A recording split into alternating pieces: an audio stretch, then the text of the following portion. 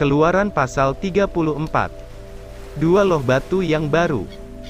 Ayat 1, berfirmanlah Tuhan kepada Musa, Pahatlah dua loh batu sama dengan yang mula-mula, maka aku akan menulis pada loh itu, segala firman yang ada pada loh yang mula-mula, yang telah kau pecahkan.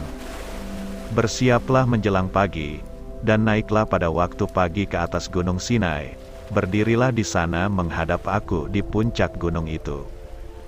Tetapi janganlah ada seorang pun yang naik bersama-sama dengan engkau, dan juga seorang pun tidak boleh kelihatan di seluruh gunung itu. Bahkan kambing domba dan lembu sapi pun tidak boleh makan rumput di sekitar gunung itu. Lalu Musa memahat dua loh batu sama dengan yang mula-mula. Bangunlah ia pagi-pagi dan naiklah ia ke atas gunung Sinai, seperti yang diperintahkan Tuhan kepadanya, dan membawa kedua loh batu itu di tangannya. Turunlah Tuhan dalam awan, lalu berdiri di sana dekat Musa serta menyerukan nama Tuhan. Berjalanlah Tuhan lewat dari depannya dan berseru, Tuhan, Tuhan, Allah penyayang dan pengasih, panjang sabar, berlimpah kasihnya dan setianya, yang meneguhkan kasih setianya kepada beribu-ribu orang, yang mengampuni kesalahan, pelanggaran dan dosa, tetapi tidaklah sekali-kali membebaskan orang yang bersalah dari hukuman, yang membalaskan kesalahan bapa kepada anak-anaknya dan cucunya, kepada keturunan yang ketiga dan keempat. Segeralah Musa berlutut ke tanah, lalu sujud menyembah, serta berkata, jika aku telah mendapat kasih karunia di hadapanmu, ya Tuhan, berjalanlah kiranya Tuhan di tengah-tengah kami, sekalipun bangsa ini suatu bangsa yang tegar tengkuk, tetapi ampunilah kesalahan dan dosa kami, ambillah kami menjadi milik-Mu. Firman-Nya, Sungguh, aku mengadakan suatu perjanjian, di depan seluruh bangsamu ini akan kulakukan perbuatan-perbuatan yang ajaib, seperti yang belum pernah dijadikan di seluruh bumi di antara segala bangsa. Seluruh bangsa yang di tengah-tengahnya engkau diam, akan melihat perbuatan Tuhan. Sebab apa yang akan kulakukan dengan engkau, sungguh-sungguh dahsyat. Tetapi engkau, berpeganglah pada yang kuperintahkan kepadamu pada hari ini. Lihat, aku akan menghalau dari depanmu orang Amori, orang Kanaan, orang Het, orang Feris, orang Hewi, dan orang Yebus.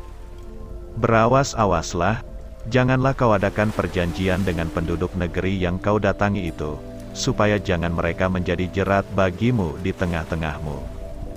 Sebaliknya, mesbah-mesbah mereka haruslah kamu rubuhkan, tugu-tugu berhala mereka kamu remukkan, dan tiang-tiang berhala mereka kamu tebang. Sebab janganlah engkau sujud menyembah kepada Allah lain, karena Tuhan yang namanya cemburuan, adalah Allah yang cemburu.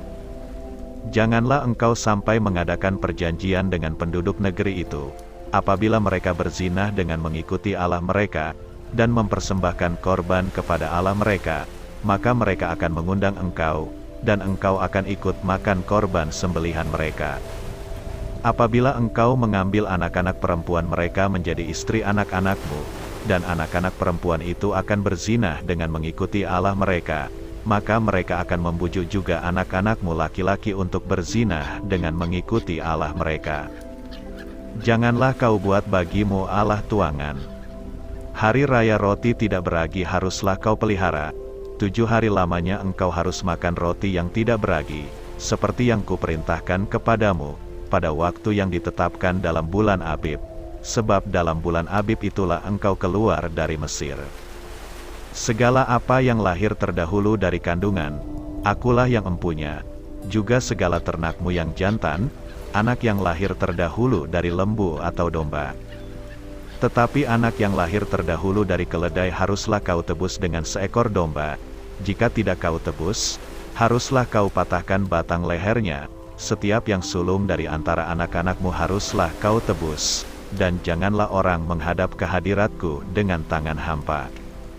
6 harilah lamanya engkau bekerja, tetapi pada hari yang ke-7 haruslah engkau berhenti, dan dalam musim membajak dan musim menuai haruslah engkau memelihara hari perhentian juga.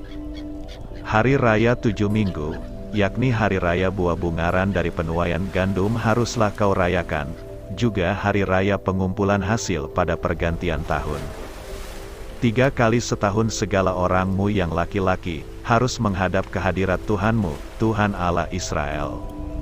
Sebab aku akan menghalau bangsa-bangsa dari depanmu, dan meluaskan daerahmu, dan tiada seorang pun yang akan mengingini negerimu, apabila engkau pergi untuk menghadap kehadirat Tuhan Allahmu 3 kali setahun. Janganlah darah korban sembelihan yang kepadaku kau persembahkan beserta sesuatu yang beragi, dan janganlah ada dari korban sembelihan pada hari raya Paskah bermalam sampai pagi. Yang terbaik dari buah bungaran hasil tanahmu, haruslah kau bawa ke dalam rumah Tuhan Allahmu. Janganlah engkau masak anak kambing dalam susu induknya.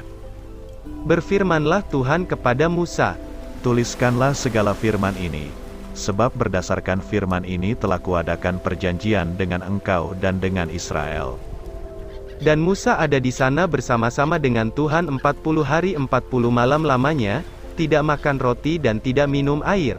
Dan ia menuliskan pada loh itu segala perkataan perjanjian, yakni ke-10 firman.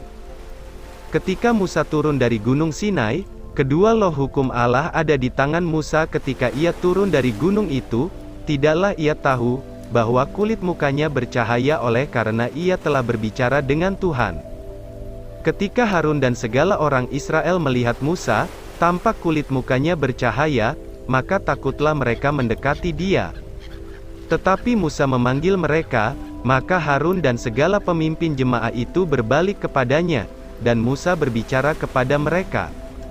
Sesudah itu mendekatlah segala orang Israel, lalu disampaikannyalah kepada mereka segala perintah yang diucapkan Tuhan kepadanya di atas Gunung Sinai. Setelah Musa selesai berbicara dengan mereka, diselubunginyalah mukanya. Tetapi apabila Musa masuk menghadap Tuhan untuk berbicara dengan dia, ditanggalkannyalah selubung itu sampai ia keluar, dan apabila ia keluar, dikatakannya kepada orang Israel apa yang diperintahkan kepadanya. Apabila orang Israel melihat muka Musa, bahwa kulit muka Musa bercahaya, maka Musa menyelubungi mukanya kembali, sampai ia masuk menghadap untuk berbicara dengan Tuhan.